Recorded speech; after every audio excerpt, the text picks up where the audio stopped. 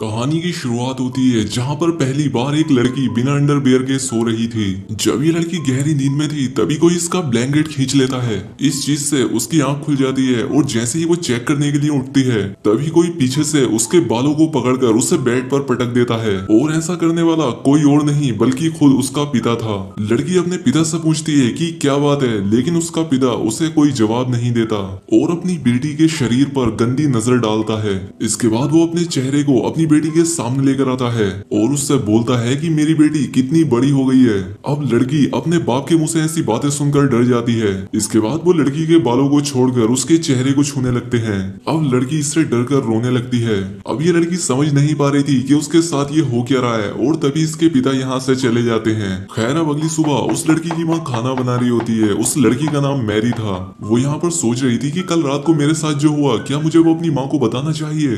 तभी उसकी बहन भी सीढ़ियों से नीचे आ जाती है और उसका भाई भी टेबल पर आकर बैठ जाता है। तभी उसके पिता भी यहाँ पर आकर बैठ जाते हैं और ऐसा बिहेव कर रहे थे जैसे कल रात कुछ उन्होंने किया ही ना हो। मैरी सोचती है कि कल रात तो ये मुझे बड़ी बुरी तरह से देख रहे थे और आज ये इतने नॉर्मल कैसे हैं। इसलिए मैरी अपनी टेबल से उठती है और वहाँ से चली जाती है। तभी उसकी माँ यहाँ पर आकर खाना जोर से टेबल पर पटकती है। यहाँ किसी को भी समझ नहीं आ रहा था कि यहाँ हो क्या रहा है। यहाँ पर मोम बड़ी ही अजीब तरह से खाना खाती है जैसे उसने पिछले कई दिनों से खाना खाया ही ना हो। मोम को ऐसी हरकत करते देख उसके बच्चे डरने लगते हैं। अब उसका बेटा भी खाने को उगल देता है और कहता है खाने में बहुत नमक है और अब मोम उसी खाने को उठाकर पागलों की तरह खाने लगती है। अब यहाँ पर बात यह है कि इस फैमिली के साथ इतनी अजीब अजीब चीजें क्यों हो रही हैं। दरअसल ये लोग जब से नए कॉटेज में शिफ्ट हुए हैं उनके साथ ऐसी ही अजीब चीजें हो रही हैं। उनके पड़ोसी कभी उनके आंगन में अजीब से स्टैचू लगा देते हैं तो सुबह कोई उनके घर के सामने मरा हुआ जानवर लटका देता है और पिता हर रात अपनी बेटी के साथ अजीबोगरीब हरकतें करता है। मोम सुबह सुबह अजीब जानवरों की तरह खाना खाती है। वो अपना खाया हुआ खाना अपने बेटे को भी खाने के लिए देती है, लेकिन बेटा नहीं खाना चाहता। वो अपने डैड की तरफ देखता है। डैड कहते हैं कि अगर तुम नहीं खाना चाहते तो मत खाओ। ये बात सुनकर मोम डैड को गुस्से भरी निगाहों से देखती है। इसके बाद खाने को टेबल पर फेंक देती है और प्लेट्स को भी नीचे फेंक देती है। इससे बच्चे बहुत डर जाते हैं और मोम उन पर चिल्लाने लगती है। मोम अपने बेटे से कहती है कि जो मैं बनाती हूँ उसे चुपचाप खा लिया करो। वो इतनी जोर से चिल्लाती है कि उसका बेटा डर के मारे रोने लगता है। उन्हें समझ ही नहीं आ रहा था कि ये हो क्या रहा है, लेकिन ये तो बस अभी शुरुआत थी। मैरी बाथरूम में गर्म पानी से नहा रही थी तभी उसके पास कोई आकर खड़ा हो जाता है। जब वो शीशे को साफ करती है तो वो डर जाती है। उसकी जुड़वा बहन उसे डरा देती है, लेकिन उसकी बहन उससे सिर्फ मजाक कर रही थी। इसके बाद ये दोनों बहनें अपने कमरे में चली जाती हैं, जहाँ पर मेरी अपनी बहन को बताती है कि हर रात कैसे उसके डैड उसके रूम में आकर उसके साथ अजीबोगरीब हरकतें करते हैं। मैरी को ये बात सुनकर यकीन नहीं होता कि ये सब उसकी बहन के साथ भी हो रहा है। तभी उनके डैड भी वहाँ पर आ जाते हैं। ये दोनों बहनें जो आपस में बात कर रही थी, इनके डैड ने भी वो सब सुन लिया था। यहाँ पर डैड उनसे कुछ पूछने लगते हैं और इतने में ही वो एक चाकू निकाल कर उन पर अटैक कर देते हैं। मैरी उन्हें धक्का देकर गिरा देती है और इसके बाद ये दोनों बहनें यहाँ से भाग जाती हैं। लेकिन तभी अचानक से फिर से उनके डैड उनके सामने आ जाते हैं और मैरी के बालों को पकड़ लेते हैं। वो कुछ देर के लिए इन दोनों को देखते हैं। इसके बाद मैरी को नीचे फेंक देते हैं। मैरी सीढ़ियों पर जाकर गिरती है और वहीं पर बेहोश हो जाती है। मैरी की बहन एना डर कर वहाँ से भागने लगती है। जब वो पीछे मुड़कर देखती है तो वो पाती है कि उसके डैड उसके पीछे नहीं आ रहे हैं। डैड स्टोरेज रूम में जाते हैं और वहाँ से एक बड़ा सा हथौड़ा लेकर बाहर आते हैं। दूसरी तरफ मैरी को भी होश आ जाता है और वो अपनी बहन को ढूंढने लगती है। तभी उसे लगता है कि उसके पीछे कोई है और जब वो पीछे मुड़कर देखती है तो वो पाती है कि उसके डैड हथौड़ा लेकर उसके पीछे खड़े थे। अब वो हथौड़ा लेकर मैरी पर हमला करने ही वाले होते हैं कि तभी एना जोर से चिल्लाती है, जिससे डैड रुक जाते हैं। एना एक बैट से अपने डैड के मुंह पर जोर से मारती है, लेकिन उसके डैड को कुछ भी नहीं होता और इसके बाद वो उस पर भी हथौड़े से हमला करते हैं। लेकिन एना नीचे झुक जाती है और हथौड़ा दरवाजे पर लग जाता है। तभी नीचे से एक जानी पहचानी सी आवाज आती है। वो आवाज किसी और की नहीं होती बल्कि उनके डैड की थी, जो कि ऊपर आ रहे थे। डैड की आवाज सुनकर ये आदमी हथौड़े को नीचे फेंककर दूसरे रूम में चला जाता है। तभी डैड ऊपर आते हैं, जो कि काफी डरे हुए थे। वो अपनी बेटियों को देखते हैं जो कि उनसे डर कर पीछे हट रही थी। डैड का पैर हथौड़े पर आता है और वो उस दीवार पर हुआ बड़ा सा छेद भी देखते हैं। डैड अपनी बेटियों से कहते हैं कि क्या तुम दोनों यहाँ पर लड़ाई कर रही थी, लेकिन वो दोनों कोई जवाब नहीं देती। और तभी उनका भाई अपने कमरे से निकलकर यहाँ पर आता है। मैरी और एना उसे वहाँ से भागने के लिए कहती हैं और तभी एक औरत उस हथौड़े को उठा लेती है, जो कि उनकी माँ थी। उनके डैड मुड़कर अपनी वाइफ को देखते हैं जो कि उनके पास आती है और अचानक से उन पर हमला करने लगती है। डैड उसे रोकने की कोशिश भी करते हैं लेकिन वो उसे धक्का मारकर गिरा देती है।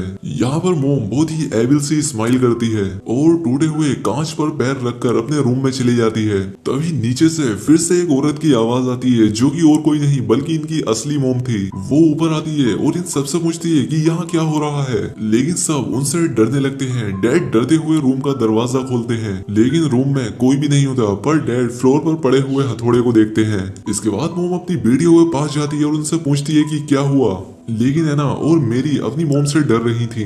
अब अगले दिन डैड अपने भाई को घर बुलाते हैं।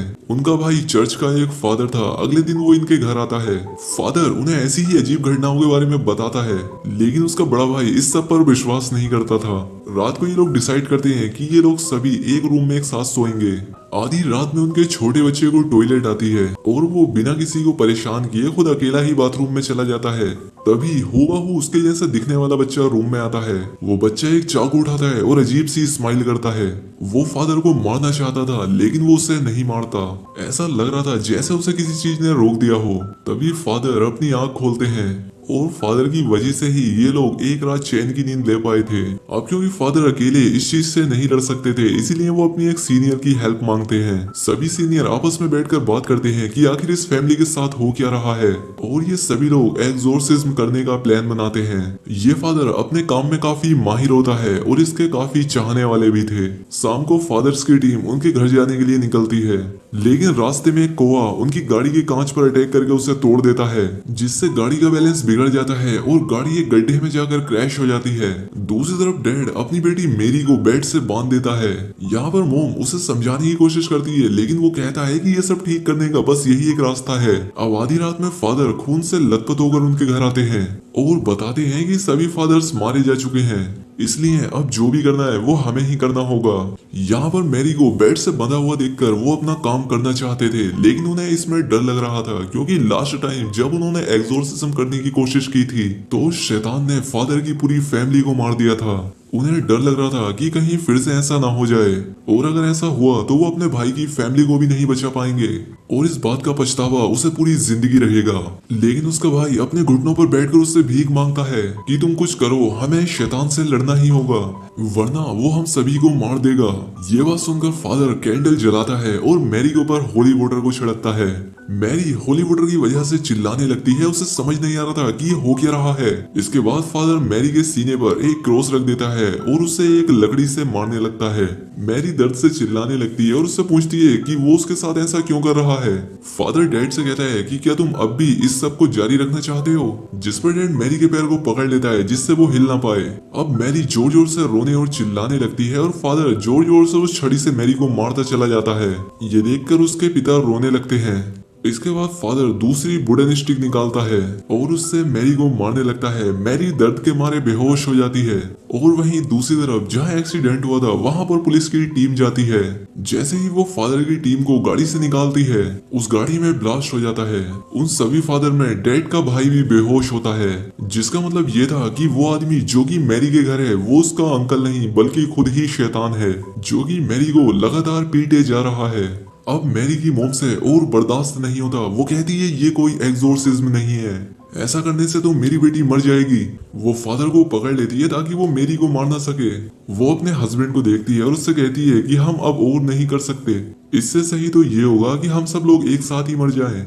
लेकिन तभी ये अपनी वाइफ को धक्का मार देता है और अपने भाई से रिचुअल कंटिन्यू करने को कहता है। तभी उस आदमी को एक आवाज सुनाई देती है जो कि उससे कह रही थी कि वो एक डरपोक आदमी है और वो गलत का साथ दे रहा है। और तभी जैक को सब समझ आने लगता है। वो अपनी वाइफ का गला दबाने लगता है और फादर एक खतरनाक सी स्माइल करता है। अब वाइफ एक कांच के गिलास को उठाती है और अपने हस्बैंड के सिर पर दे मारती है, लेकिन वो भी अपनी वाइफ को दीवार पर पटक देता है जिससे कि उसे बहुत चोट आती है। तभी वो अपने भाई की तरफ देखता है जो कि काफी डरावनी सी स्माइल करते हुए उसे देख रहा था और इसीलिए ये भी उस शैतान पर हमला कर देता है, लेकिन वो उसे मारकर नीचे गिरा देता है। और जैसे ही वो शैतान उस आदमी को मारने वाला होता है कि तभी रियल फादर यहाँ पर पहुंच जाते हैं। वो यहाँ पर कुछ मंत्र पढ़ने लगते हैं जिससे वो बुरी आत्मा यहाँ से गायब हो जाती है। मैरी बुरी तरह से जख्मी हो गई थी। वो स्टोरेज रूम की तरफ जाने लगती है और अपने डैड की तरफ देखते हुए पूछती है कि तुमने मुझे इतनी देर तक मार खाने क्यों दी। तभी फादर मैरी के सामने एक मिरर रखते हैं जिससे कि उसकी बॉडी से शैतान निकलकर बाहर आ जाता है। फादर उस शैतान को अपने शरीर के अंदर ले लेता है और अपने भाई से उसे मारने के लिए बोलता है, जिस पर उसके भाई टूटे हुए क्रॉस को उसके सीने में घुसा देता है, जिससे फादर और वो शैतान दोनों ही एक साथ मर जाते हैं। और इसी के साथ इस मूवी का भी यहाँ पर एंड हो जाता है। तो दोस्तों उम्मीद करता हूँ कि आपको एक्सप्लेनेशन पसंद आई होगी। अगर वीडियो अच्छी लगी हो तो वीडियो को लाइक और चैनल को सब्सक्राइब जरूर करें।